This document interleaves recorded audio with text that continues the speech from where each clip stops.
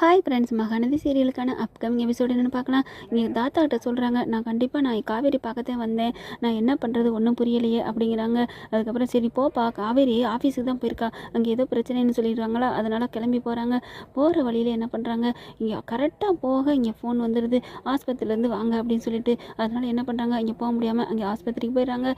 இங்கே என்ன பண்ணுறாங்க, அங்கே போய் பயங்கர ஆர்கியூமெண்ட் நடந்துகிட்ருக்கு. காவேரி எவ்வளோ பிரச்சனை பேசி சும்மாமா முடிக்கல, கையமையான கையத்தை அப்படியே என்னத்தோ ஒரு ஆளுக வேலை பார்க்குறவங்க ஒரே சத்தத்தில் என்ன பண்ணுறாங்க, என்னத்தையும் தூக்கி ஒரு பொருளை எடுத்து அடிஞ்சிடுறாங்க. அப்படியே காவேரி தலையில் பட்டுறது, மயங்கி விழுகிறாங்க. எல்லாம் தீர்ந்ததுக்கப்புறம் ஏன்டா அப்படி அடிக்கிறீங்க அப்படின்னு சொல்லிடுறாங்களா. அதுக்கப்புறம் அங்கே இருக்கிற 2 பேர் வேலை பார்க்குறவங்க 4-5 பேர் என்ன பண்ணுறாங்க, காரில் தூக்கி வாங்கி போட்டுக்கிட்டு அப்படியே ஆஸ்பத்திரிக்கு ஓடுறாங்க. அங்கே பார்த்தீங்கன்னா வெண்ணிலா பிள்ளை வேணுக்குன்னு நடிக்குதா என்ன பண்ணுறது இல்லை, அப்படியே விஜய் வரணுங்கிற கண்டி நடிக்க ஆரம்பிக்குது.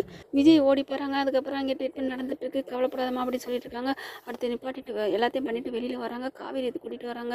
என்னாச்சு காவேரி அப்படின்னு சொல்லி வேகமாக துடிக்கிறாரு. அப்படியே வேகமாக கொண்டு வந்து ஹாஸ்பிட்டலில் சேர்த்துறாங்க. சேர்த்து என்னமாச்சு அப்படிங்கிற மயக்கம் வருது. இல்லை ஒன்றும் இல்லை, இந்த மாதிரி பிரச்சனைலாம் தீர்க்க நீ ஏமா போனேன் அப்படிங்கிறாங்க. இல்லை சார், மேடம் வந்ததுனால ஒரு வரைக்கும் நல்லபடியாக முடிச்சாச்சு அப்படிங்கிறாங்க. அதுக்கப்புறம் ஒரு தெரியாமல் வேணுக்குனே ஒருத்தன் எரிஞ்சு விட்டான் அப்படிங்கிறாங்க. அவனையும் பிடிச்சி வச்சாச்சு, கட்டி வச்சிருக்கு, அவனை போய் நாளைக்கு நம்ம சரி பண்ணிக்கலாம், நீங்கள் இப்போ மேடத்துக்கு பாருங்கள் அப்படிங்கிறாங்க. மேடத்துக்கு கட்டு போட்டு ட்ரீட்மெண்ட் பண்ணுறாங்க. அதுக்கப்புறம் காவேரிங்கிறாங்களா, நீங்கள் ஏன் இப்படி பண்ணீங்க, ஏன் எனக்கு ஃபோன் பண்ணலை, என்னது நான் உனக்கு ஃபோன் பண்ணலையா, யார் சொன்னா, உனக்கு எத்தனை வாட்டி கால் பண்ணேன் தெரியுமா, எத்தனை வாட்டி நீனு ஒரு வாட்டி பேசிட்டு எதுவுமே பதில் சொல்ல, நான் பதில் சொல்ல, எனக்கு ஃபோனே வரலங்க அப்படிங்கிறாங்க. என்ன காவேரி சொல்கிறேன், ஆமாம் அப்படிங்கிறாங்க.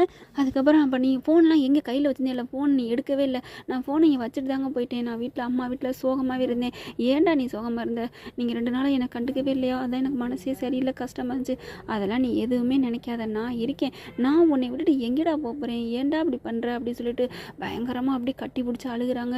நீங்கள் இல்லாத வாழ்க்கை எனக்கு தேவையில்லைன்னு நான் வீட்டை விட்டே போயிடுன்னு முடிவு பண்ணேன் தெரியுமா, ஐயோ கிறுக்கி மாதிரி பேசுகிற, குமரன்ட்ட உங்கள் மாமாட்ட நான் அவ்வளோ சொல்லிவிட்டேனே அப்படிங்கிறாங்க. இல்லை இன்னும் நான் அவரை பார்க்கவே இல்லை அப்படிங்கிறாங்களா.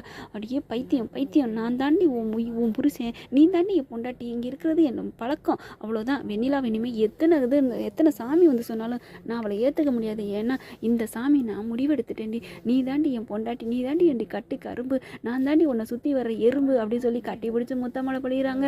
அவங்களுக்கு சந்தோஷம் தாங்கலை. நிஜமாவே என்னை விட்டு போயிட மாட்டீங்களே, நீங்கள் இந்த அன்பு எனக்கு கடைசி வரைக்கும் கிடைக்குமா அப்படின்னு சொல்லிட்டு கட்டி பிடிச்சி அழுகிறாங்க. நீ கவலையே படாத, நான் இருக்கேன், உனக்கு எல்லாத்துக்குமா நான் இருக்கேன் அப்படி சொல்லிட்டு ரொம்பவே ஆறுதல் படுத்துகிறாங்க. ஓகே ஃப்ரெண்ட்ஸ், பார்க்கலாம், இப்படி தான் போகலாம். இந்த பதிவு உங்களுக்கு பிடிச்சிருந்துச்சுன்னா உங்கள் பொண்ணான கையில் ஒரு லைக்கை போட்டு சப்ஸ்கிரைப் பண்ணிடுங்க. Thank you friends.